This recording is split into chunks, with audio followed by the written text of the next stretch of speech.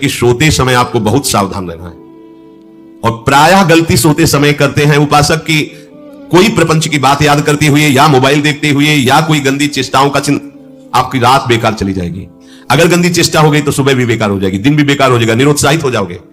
सोते समय आपको समय नहीं देना व्यर्थ चिंतन का। उसी समय विषय चिंतन होता है, उसी समय विषय भोग की आकांक्षा जागृत होती, उसी समय विषय देखने की इच्छा होती। मोबाइल है तो जिस समय आप अपनी शैया पर जाएं स्विच ऑफ कर दें, उसमें मैसेज घंटी आने का कोई भी रास्ता मत रखें। मान लीजिए आप उपासक हैं भगवत प्राप्ति के, 30-35 वर्ष ये नहीं था तो सब मर नहीं गए थे।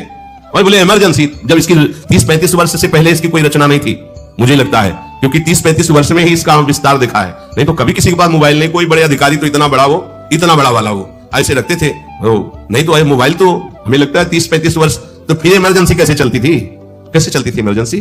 और आप ब्रह्मा हो क्या कि इमरजेंसी संभाल लोगे? स्विच ऑफ करो। जो सब इमरजेंसी संभालने के लिए तैयार, रात दिन न सोता है, वो हर समय जागृत रहता है, वो हमारा आराध्य देव है। स्विच ऑफ करो, चिंतन लगाओ श्री जी का। ये जो रात्रि के शयन के समय मोबाइल में इधर उधर दृश्य देखने हैं, अपने सर्वनाश का बीज बोना है। मान लो, हमारी प्रार्थना मान लो, ये उस समय मन आपको परेशान करेगा जब कमरे की सिटकिनी अंदर से बंद होगी।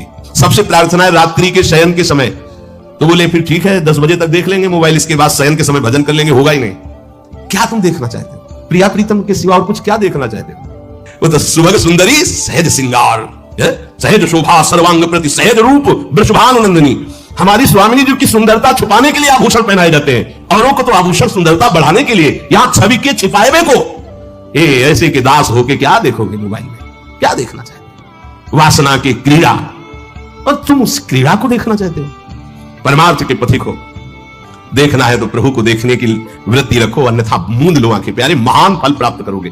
सबसे प्रार्थना है एकांत में मोबाइल रूपी दुश्मन से बचो, क्योंकि जब आप गंदी बात कहीं देखोगे तो आपके अंदर वैसे चिंतन बनेगा, वो ऐसे ही लगेगा मैं भी ऐसा करूं, मैं भी ऐसा भोगूं, मैं भी ऐसा देखूं। मान लीजिए आप, जब हमारे शास्त्र कहते हैं कि पशु पक्षियों के मैथुन को भी नहीं देखना है, अगर ऐसा एक बार दृष्टि पड़े तो मानसिक प्रणाम करके दोबारा दृष्टि ना देना। और आप मोबाइल में ऐसी चेष्टाएं देखोगे, कैसे आप भगवत भजन करोगे? कैसे भगवत प्राप्ति का उद्देश्य रख पाओगे? ये कलयुग की बहुत महीन चाल है। उसके बिना काम नहीं चलेगा और हम तुम्हें काम से युक्त कर देंगे। इसके बिना काम चलेगा नहीं, तुमको रखना पड़ेगा। और जब तुम इसे रखोगे तो हम काम अपना कर लेंगे। कलयुग ने कहा हम अपनी व्यवस्था बना लेंगे। यहां कह रहे जब आप नींद में जा रहे हैं तो बिल्कुल मानो मृत्यु शैया पे जा रहे हैं, आपको उस समय नाम जप में बहुत ध्यान देना है, कहीं मन बहक ना जाए। तो क्या होगा, 5-6 घंटे जो आप लेटोगे ना, वो भी भजन हो जाएगा।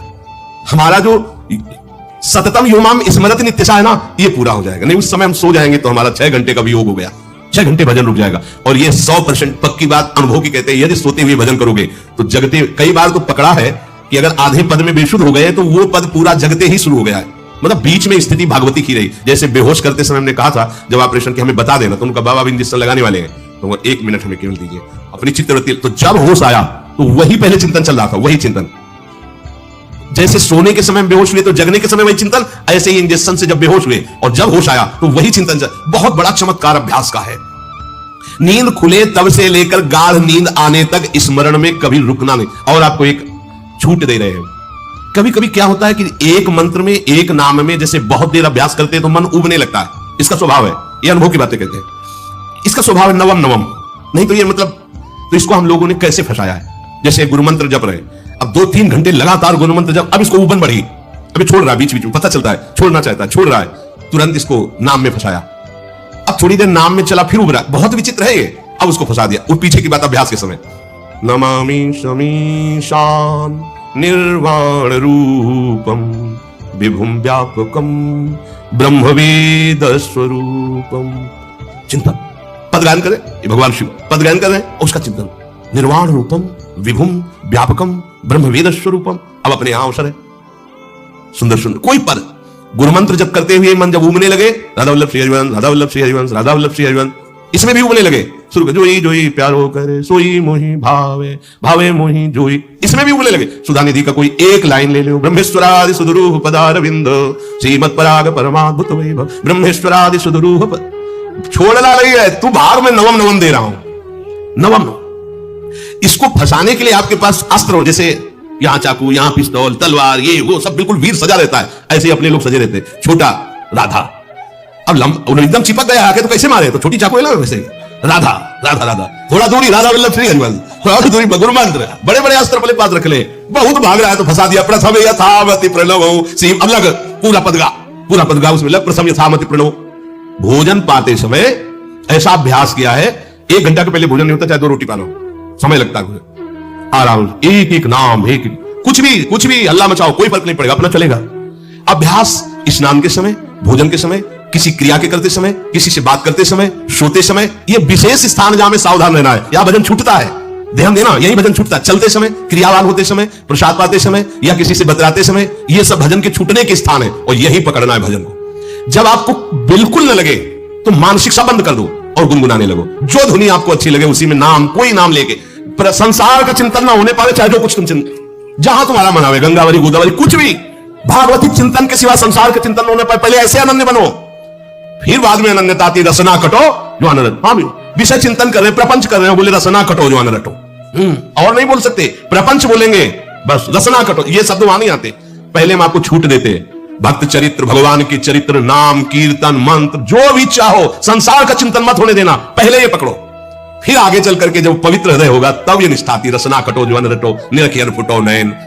मान लो संसार का चिंतन नहीं करने देना है इसको, आप जैसे बने वैसे करो भागवती चिंतन। कोई नाम ले लो, कोई मंत्र ले लो, तुम्हें जो प्रिय लगे, हम छूट देते हैं। ये नहीं करें कि रसना कटो जो अनरटो, ये बाद की बात है। हमें पहले इसका संसार चिंतन रोकना है। कैसे छूटेगा, कैसे छूटेगा, हमें ये पकड़ना है। नहीं तो निष्ठा की बात, जो हरि नाम जगत त्रिशिरोमणि वंश बिना कबहु, हरिवंश बोलेंगे नहीं, हरि बोलना नहीं है, हरि बोलना नहीं, क्योंकि जो हरि नाम जगत त्रिशिरोमणि वंश बिना, हरिवंश बोलना नहीं है, क्योंकि प्रपंच में रति। तो क्या करो, जो तुम्हें प्रिय लगे पहले उसे पकड़ो। ये हम अंदर की बात करें, प्रवचन की बात नहीं कह रहे। मन को फंसाना है हमें, रामकृष्ण हरि जहां लगे इसको लगा, पहले इसको फंसाओ, संसार का चिंतन ना होने दे। गीता, भागवत, भक्त चरित्र, कुछ भी, कहीं भी इसे फंसाओ, पहले संसार का चिंतन ना होने दो, फिर लाओ इसको घुमा के निकुंज वाटिका में। फिर तो भागेगा ही नहीं, फिर नहीं भागेगा। अब सीधे निकुंज वाटिका में किसी महाभाग्यशाली गुरु आश्रित का लगेगा, अन्यथा बहुत प्रपंची मन है। आप आश्रय इधर का लोगे, प्रपंच का चिंतन करोगे, बात बनेगी नहीं। चिंतन छोड़ना है हमें, जैसे बने तैसे संसार का चिंतन छूट जाए तो हम विजय को प्राप्त होंगे। ध्यान दीजिए, इस परमात्म तत्व को वही प्राप्त कर पाता है जिसका राग बीत गया है, खत्म हो गया है, वैराग्यवान। ज्यादा परिश्रम नहीं है वैराग्य में, विवेक नहीं होने के कारण हम वैराग्य नहीं धारण कर पाते। हम बाहरी बातों को वैराग्य ले लेते हैं, ऐसा कपड़ा बदल लेना या कपड़ा ना पहनना या लौकी का कमंडल, मिट्टी का पात्र, तो हम अपने को वैरागी। बात यहां नहीं रुकेगी। वैराग्य का इतना ही मतलब, ये भी एक बाह्य अंग है वैराग्य का, पर वैराग्य का सच्चा स्वरूप है वीतरागा। कहीं कुछ भी अच्छा नहीं लग रहा, कोई भी सुख आकर्षित नहीं कर रहा, लोक लोकांतर की प्रतिष्ठा, मान, सुख, ऐश्वर्य, व्यक्ति, कुछ अच्छा नहीं, राग खत्म हो गया। ऐसा उस अक्षर ब्रह्म को, अविनाशी तत्व को जान पाता है। जगते भयो फिरे बैरागी, जैसी हरिवंश प्रपंच बंच सब ये काल ब्याल को खायो। हालत यह है कि जैसे सांप ने मेढक को पकड़ रखा और मेढक सामने पतिंगा को, कीड़े को पकड़ना चाहता है, उसे यह पता नहीं कि मैं खुद किसी का कवल बन चुका हूं, वो एक झटके में मुझे अपने पेट में ले जाएगा। ऐसे ही हम सब हैं, काल के द्वारा ग्रसित है। काल ने हमें पकड़ रखा है, पर हम भोग भोगना चाहते हैं, हम नाना प्रकार की मान प्रतिष्ठा पाना चाहिए। ये पता नहीं एक झटके में हमारा अस्तित्व ही खत्म हो जाएगा। जिनके अंतःकरण में किसी भी व्यक्ति, वस्तु, स्थान, पद, प्रतिष्ठा का राग ही नहीं रह गया है, उसे कहते हैं वैराग्यवान। वीतरागाः, राग ही नहीं है। जिनका अंतःकरण निष्पाप निर्मल हो चुका है, जिनके हृदय में केवल भगवत प्राप्ति की उत्कट लालसा जागृत हो गई है, ऐसा साधन संपन्न उपासक परमात्म तत्व में प्रवेश पाता है।